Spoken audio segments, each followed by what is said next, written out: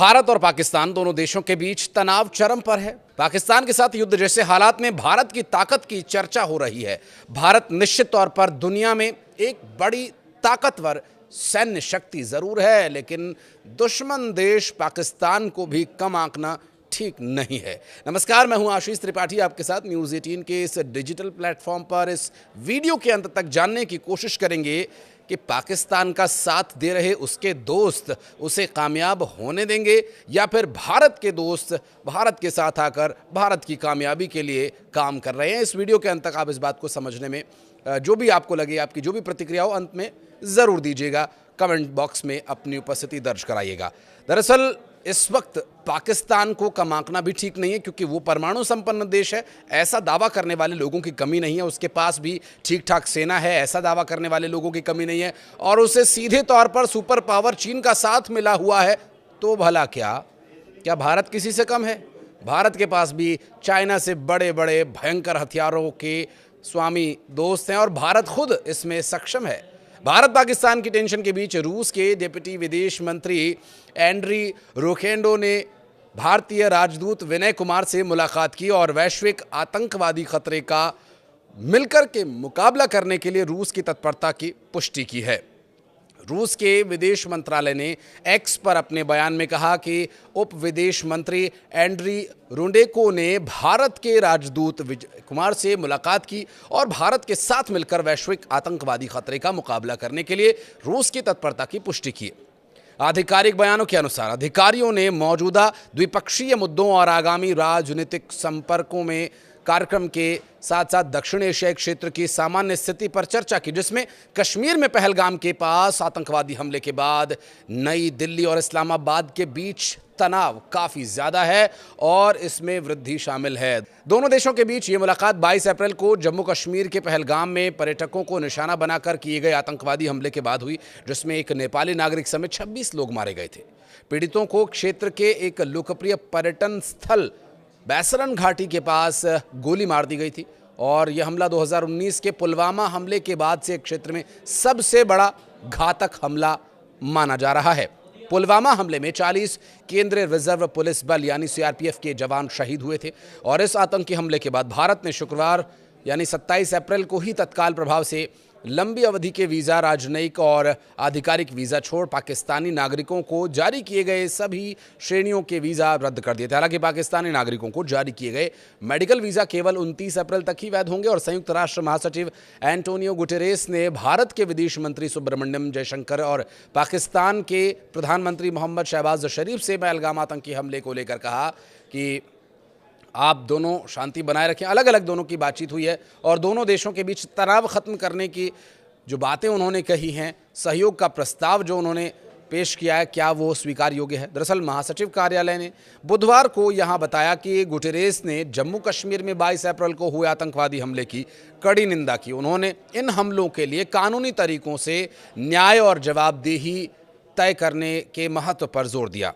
महासचिव ने भारत और पाकिस्तान के बीच बढ़ते तनाव पर भी गहरी चिंता व्यक्त की और ऐसे टकराव से बचने की आवश्यकता पर जोर दिया जिसके परिणाम दुखद हो सकते हैं। उन्होंने तनाव कम करने के प्रयासों का समर्थन करने के लिए अपना सहयोग देने की पेशकश भी की और संयुक्त राष्ट्र महासचिव की ये बातचीत हुई बीती रात।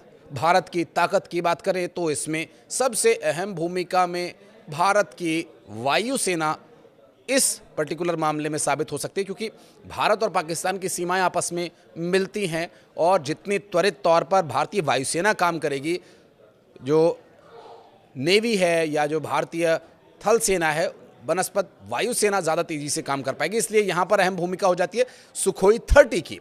फाइटर जेट्स सुखोई 30 जो ये महत्वपूर्ण भूमिका निभाएंगे और ये भारतीय वायुसेना के मुख्य फाइटर में से एक है। मुख्य फाइटर जेट्स जो कि प्रधानमंत्री दिवंगत नरसिम्हा राव के कार्यकाल में 1996 में रूस के साथ एक साथ करार के तहत विमान खरीदे गए थे और ये सौदा करीब 55,000 करोड़ रुपए का था।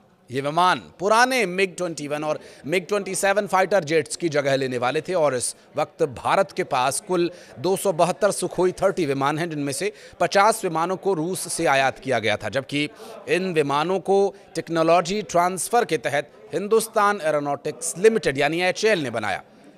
भारत की ज़रूरत के हिसाब से इन विमानों में काफ़ी बदलाव किया गया।